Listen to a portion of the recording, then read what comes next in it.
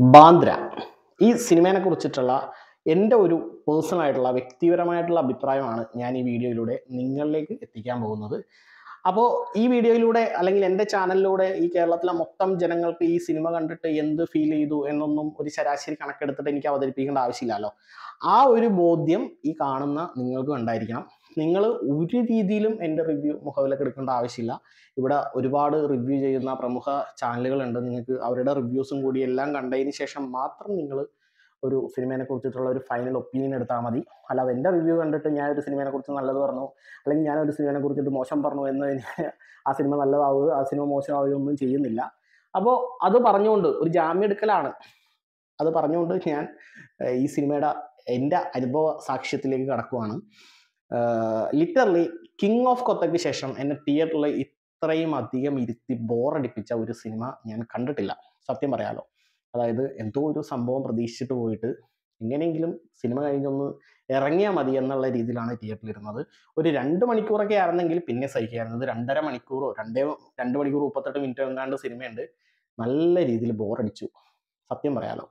ഇനി ഇതിലെ പെർഫോമൻസ് സൈഡിലേക്കൊക്കെ വന്നു കഴിഞ്ഞാൽ എല്ലാവരും വളരെ നീറ്റായിട്ട് ചെയ്തിട്ടുണ്ട്. പ്രത്യേകിച്ച് തമന്നയുടെയൊക്കെ റോള് അടിപൊളി റോളാണ് ചെയ്തിരിക്കുന്നത്. അതായത് നമ്മുടെ മലയാളത്തിലേക്ക് അങ്ങനത്തെ ഒരു ആക്ടേഴ്സ് വരുമ്പോൾ അവർക്ക് കൊടുക്കേണ്ട ഒരു മര്യാദ ഉണ്ടല്ലോ, അല്ലെങ്കിൽ അവരൊക്കെ പ്രസന്റ് ചെയ്യേണ്ട ഒരു രീതി ഉണ്ടല്ലോ, അത് വളരെ ഗംഭീരമായിട്ട് ചെയ്തിട്ടുണ്ട്.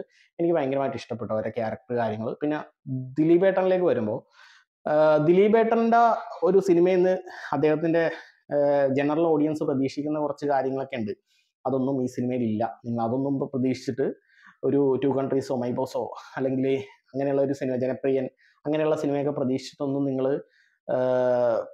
തിയേറ്ററിലേക്ക് പോകരുത്. നിങ്ങൾക്ക് വേറൊരു അനുഭവമായിരിക്കും ഉണ്ടായിരിക്കുന്നത്. അപ്പോൾ പ്യൂർലി നിങ്ങൾ ട്രെയിലർ കണ്ടിട്ട് ആ ട്രെയിലർ നിങ്ങൾക്ക് എന്ത് തന്നോ അത് തന്നെയാണ് നിങ്ങൾക്ക് സിനിമയും തരാൻ പോകുന്നത്. പിന്നെ മ്യൂസിക് സൈഡിലേക്ക് വന്നു കഴിഞ്ഞാലൊക്കെ നന്നായിട്ടുണ്ട്.